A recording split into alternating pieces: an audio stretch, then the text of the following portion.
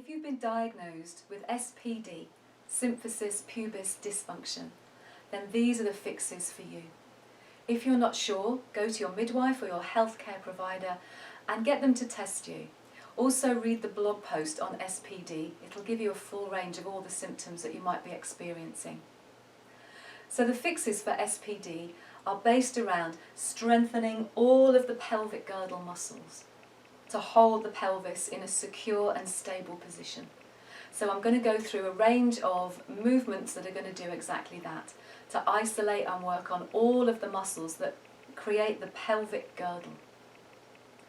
And then by strengthening them, you can hold it at bay if you've already got the condition, and you can prevent it if you haven't already got the condition.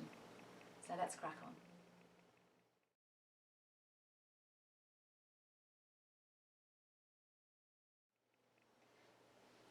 So come onto your side. You might want to put a cushion or a pillow underneath your hip if it makes it feel more comfortable. Stretch the legs out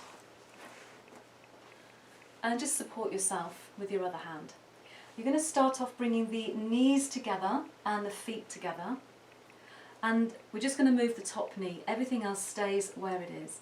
So as you breathe in, you're going to lift the top knee, and as you breathe out, lower it down.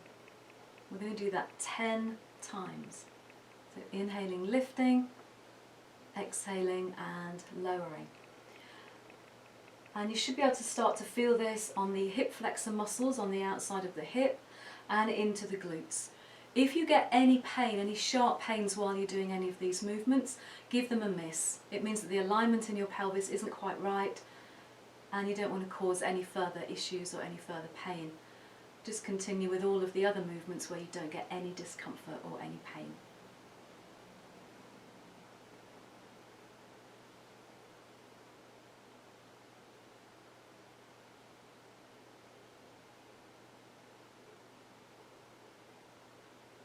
And then once you've done 10, we're going to change the leg position. So you're going to start by straightening the underneath leg and bringing the top knee over. If that creates any discomfort around the pelvis, then you can take a block or 2 blocks, some books, a cushion, whatever it takes, and just stack the knee up so that it's level with your hip so you haven't got any undue discomfort. We're going to work the underneath leg. So coming into that comfortable position again, on an inhale, lift the lower leg, and on the exhale, lower it. So lift and lower. We're going to do 10 of these again. And we're working here the adductor muscle, which runs up the inside of the thigh. And this is a really important muscle in terms of maintaining the integrity of the symphysis pubis. The top of the adductor muscles connect on either side of the symphysis pubis. So if you've got a strong adductor muscle, it's going to create a stronger pelvis. If you can't do 10 repetitions, if the muscles get tired before you've finished, do as many as you can and then build up your repetitions every day.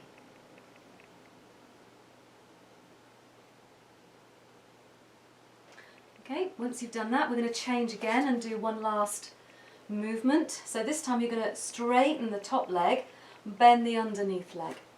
And you're going to lift that leg until it's level with your hip. And then you're going to slowly move it forwards, just as far as you comfortably can. And then you're going to slowly move it back so it starts to work the glutes and the lower back. Now because this is a stronger movement, you've got the lever of your leg creating more effort in the muscle. So you might only want to do 5 or 6 of these. And you need to go slowly. So you want the muscle to work. The quicker you go, the more momentum takes up the strain. And you don't want that, you want the muscles to be taxed.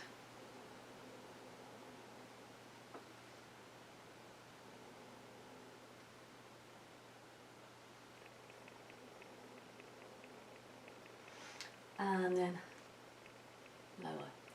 And then come and do all of those on the other side.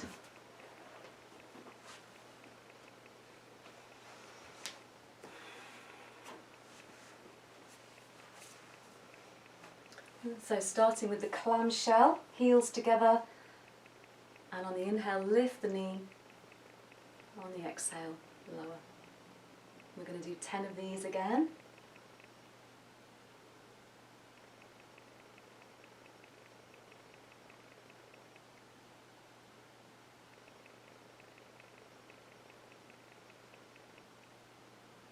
And you might find that it's different on both sides. It might hurt more on one side, it might be weaker on one side.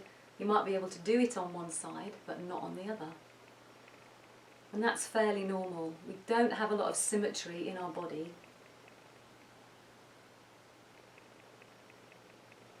And that's because we tend to favour one side over the other. We'll have a dominant arm, a dominant leg, and those muscles tend to be bigger and stronger, so there's less articulation.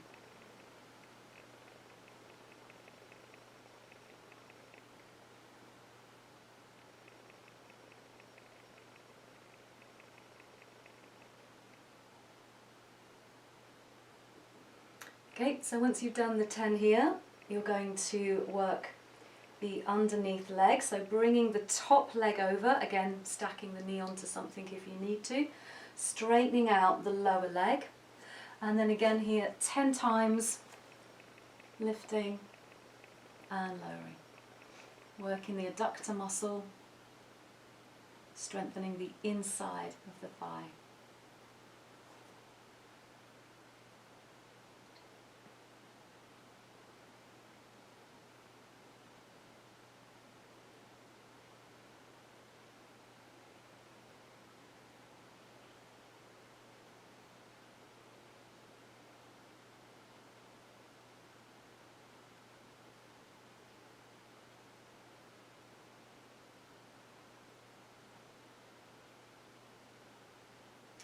And then once you've finished, changing over the legs, straightening the top leg, making sure it's level with your hip, parallel to the ground, the foot flexed. Slowly take the leg forwards, and then slowly draw it back. And you're going to maintain full control over the movement.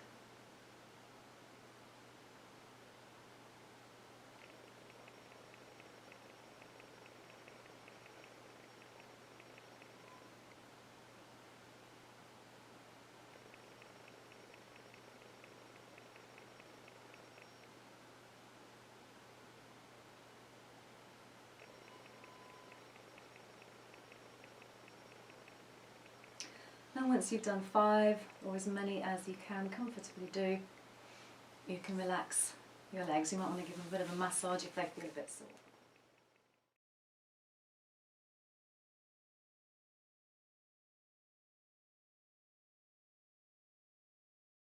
We're going to work through a couple of isometric stretches, which means that you're going to create some muscle tension by just pushing your foot against the ground and creating the strength without actually moving your muscles.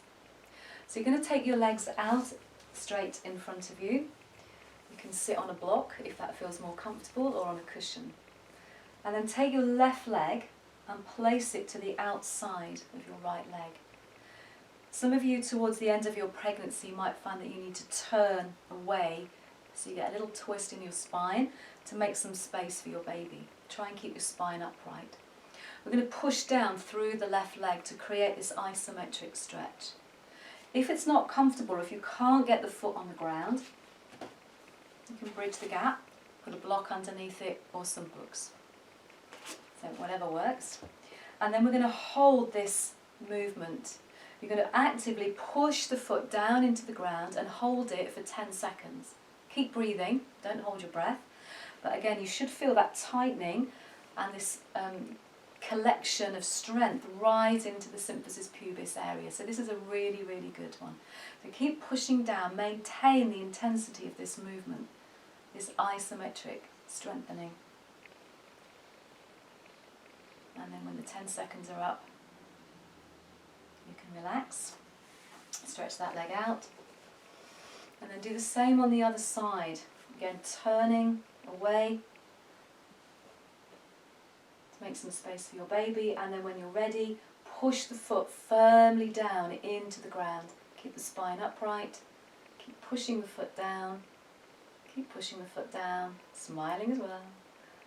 And maintaining the integrity of that stretch.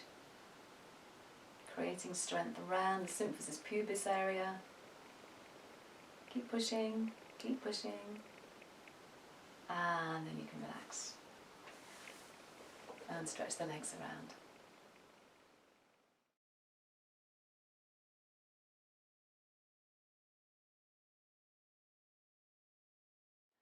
Come and lie down onto your back with your knees bent, feet on the ground. Now if this doesn't suit you, if it's too uncomfortable for your back, or you feel sick, or you feel breathless, miss this one out. So once you're lying down on the ground, we're going to do a very subtle pelvic tuck. So you're going to press your feet into the ground as you breathe out and let your lower back push into the floor. Let your tailbone tip up a little bit, and at the same time you're going to squeeze and tighten your pelvic floor muscles. And then on the inhale, you relax. Okay? So you're going to do that 10 times, breathing out, pushing into the feet, and on the inhale, releasing. So just continue with each breath, breathing out, push the feet into the ground, let the lower back connect. On the inhale, relax. You'll feel your tailbone lifting gently off the ground. You'll also feel a little bit of tightening around the abdomen, so this is a really good practice to strengthen the abdominal muscles as well. Just a little bit of ab toning can be useful in pregnancy, but not too much. If your abs are too tight, then if your baby isn't in the head down position early on into your pregnancy, you may find that they don't have enough space to rotate and get into their head down position ready for birth. So once you've done 10 with both of your feet, you're then just going to isolate the movement and do it on one side. This is really useful at showing up if you've got any weaknesses across one side or the other in your pelvis. So now you're just going to use your left leg. Push the left foot into the ground as you breathe out, and inhaling, relax. And again, doing that 10 times, or just as many times as you feel comfortable with. Once your muscles start to get tired, there's just no reasoning to be doing any more, so let the muscles relax. And because hopefully you're going to be doing these repetitions on a daily basis, or at least 2 or 3 times a week, you'll get the opportunity to increase the repetitions over time as your muscles get stronger.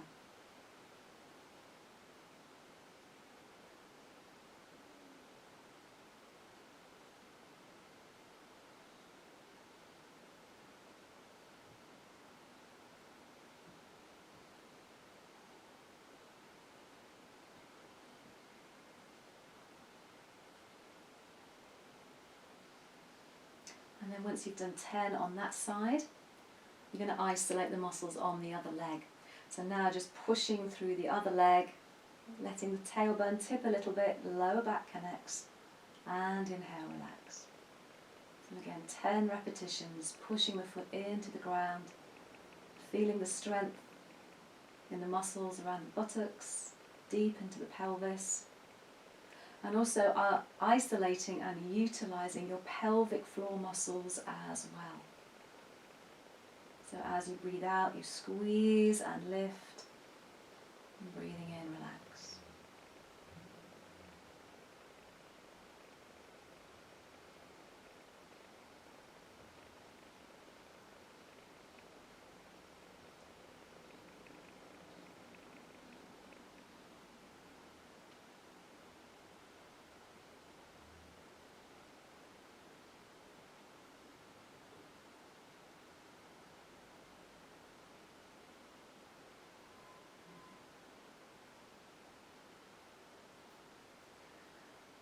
And once you've finished, you can just wriggle and relax.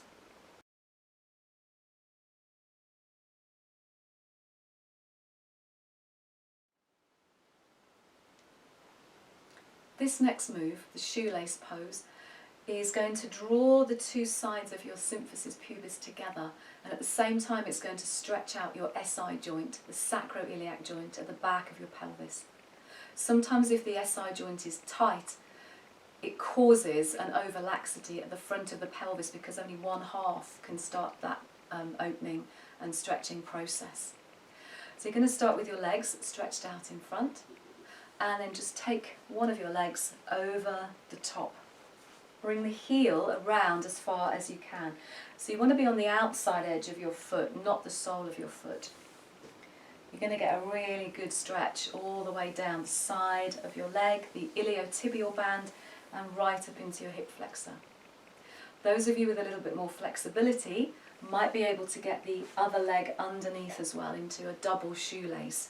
Don't worry if you can't get your other leg around, just stick with the top leg, because we're going to do the other side in a moment anyway, so you'll still get the benefit of doing the other leg. And we're going to hold this for a while to give the stretch time to bed in. Now while you're here, you can also work deep into your SI joint if you know that you have got tight sacroiliac joints, or if it's just a little bit sore or tender, as they often are during pregnancy. I'm going to show you how you can massage them while you're in this position.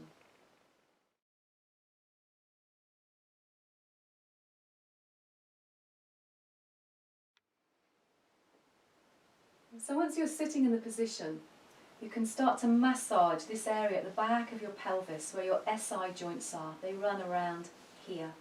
You can start by giving a little rub with your fingers. And this should feel really nice, particularly if you have got any SI pain or discomfort in this area.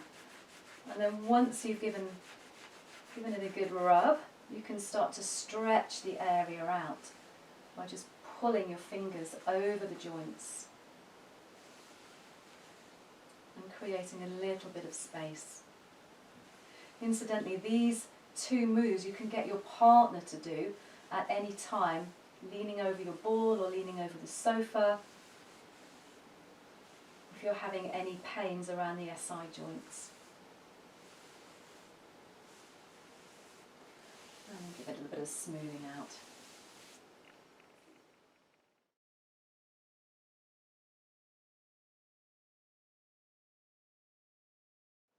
And then we'll do the other side. So take that leg over. Again, you might find that it's stiffer or looser than the other side. If it feels too tight, then keep the other leg straight, otherwise you can bring that one under as well.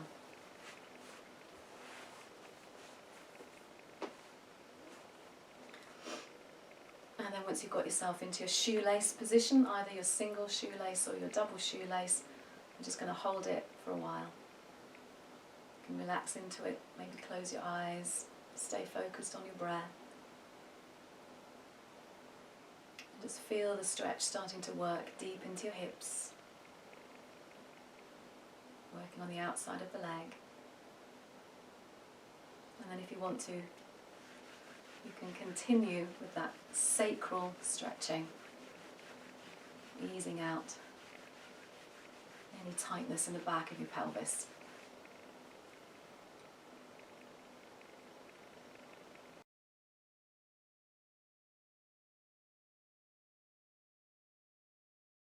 One of the difficulties with SPD is a really simple thing like walking the stairs. The way that our hips sway from side to side when we do any walking or particularly climbing stairs can create a lot of pressure and discomfort and even pain in the symphysis pubis area. So we're going to look at a way of isolating the pelvis so it doesn't swing when you lift the knees up and down. So the first thing you need to do is find your hip bones and just let your fingers rest onto them. And you're going to use those as a guide to make sure that your hips stay completely level. So imagine you've got a line being drawn through the hips, and you don't want that line to tip from side to side as you start to move the legs. So the first thing we're going to do is just some gentle heel raises. So you're going to lift one heel and then lower it down. And again, lift the other heel and lower it down. And all the while you're doing this, you're maintaining that invisible line running through the pelvis, stopping the hips from tilting from side to side. And then once you can successfully do this, we're going to start to lift the knee as if we were climbing the stairs. So you're going to lift one knee, keeping the pelvis completely aligned, and then lower. And then the same on the other side, lifting the knee and lowering it down. So just continue to do this. So it's obviously a little bit more slower, a little bit more measured, a little bit more conscious than you would normally walk up the stairs. But it's going to make the world of difference to how it feels in your pelvis.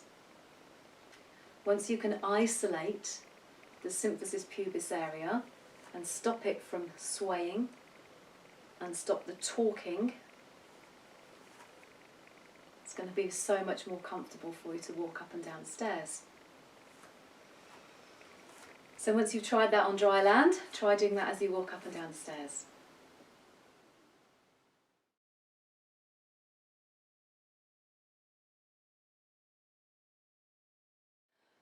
Come onto all fours, make sure you've got something nice and padded under your knees. And then we're going to start by drawing a U shape with our pelvis. So take the hips over to the left and then slowly draw that hip as far back as you can go before you run out of space. And then swing your hips all the way across to the other side and then push the right hip all the way out to the right. And then do the same, push the right hip all the way to the right until you can come back towards your right heel and then swing across to the left side, pushing into the left side. And you're just going to continue that for a few more breaths. You can breathe in as you come up and breathe out as you go back down. So taking the hip out to the side, going back as far as you can, and then pushing the hip to the other side as you come all the way up. And just one last time.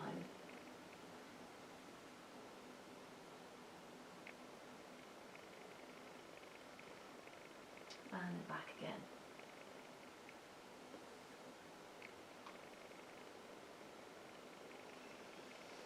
Coming back into the neutral position, and then we've got a knee drop. So with this one, you're going to stretch out one of your legs, keep the hips level, and without moving the hips or changing the position of your toes, you're going to drop the knee and then lift the knee back up. So we're not taking the knee all the way down to the ground, just dipping it and lifting it. And you should feel this in the opposite buttock, so it's working the glutes on the side of the bent knee, the leg that you're not working. You're going to aim for 10 and just dipping the knee and lifting it back up.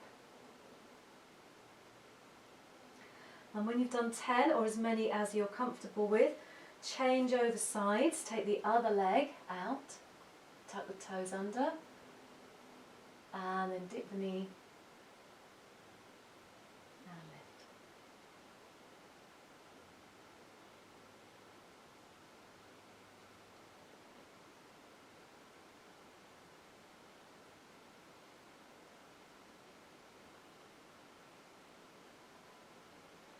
So 10 if you can, or as many times as you can do it before the muscles get too tired.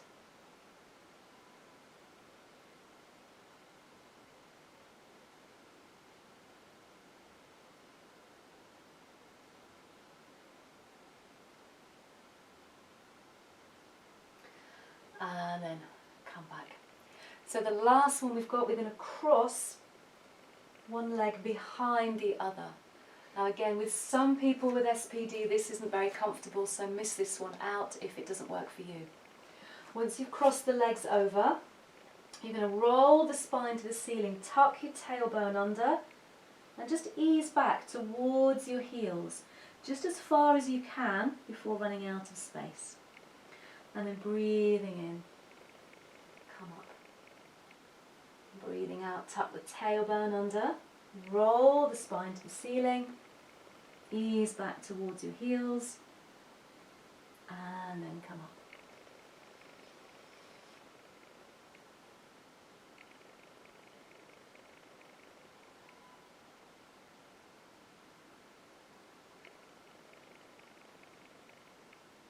We're going to do this 5 times.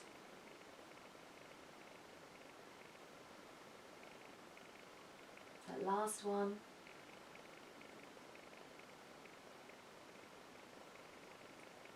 And then change over sides. Stretch the legs out. And then cross the other one behind. Tuck the tailbone under as you breathe out. Roll the spine to the ceiling. And ease back. Inhale. And come up.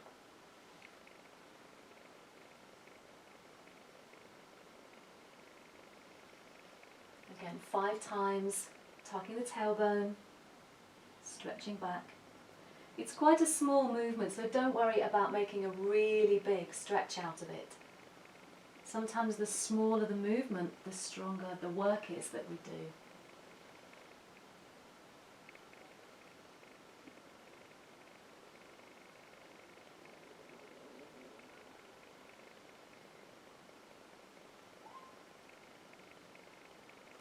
And then undo the legs. And sit back.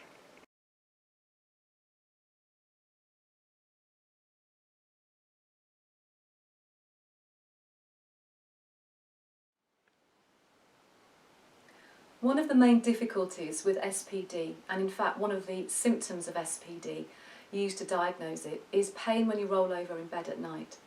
So I'm going to show you a way that you can change sides and roll over without causing any further distress to the symphysis pubis joint.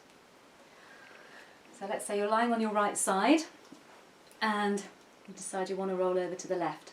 So you take your right leg and you wrap it over the left thigh. So the knee on the side that you're lying on is the knee that's going to take you over. And then if you want to, you can hold your legs together as well, but it's not necessary. And then you slowly roll over, keeping the thighs wrapped around each other until you come over to the other side, and then you unravel the legs and you can come comfortably down. And same on the other side. So you lead always with the leg that you were lying on, keep them together, roll over and then unravel. It's also a useful way to get out of bed in the morning as well. So wrap the legs around each other, swing them around to the side of your bed and then get up.